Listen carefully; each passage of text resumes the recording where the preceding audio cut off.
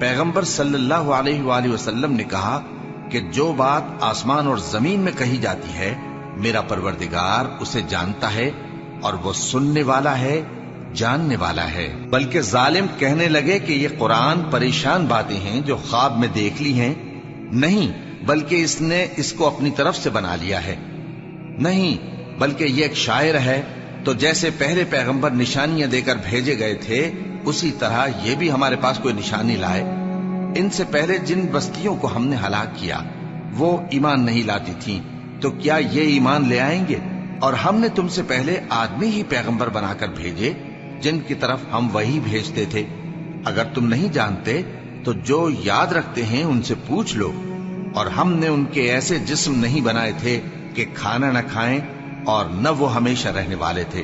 پھر ہم نے ان کے بارے میں اپنا وعدہ سچا کر دیا تو ان کو اور جس کو چاہا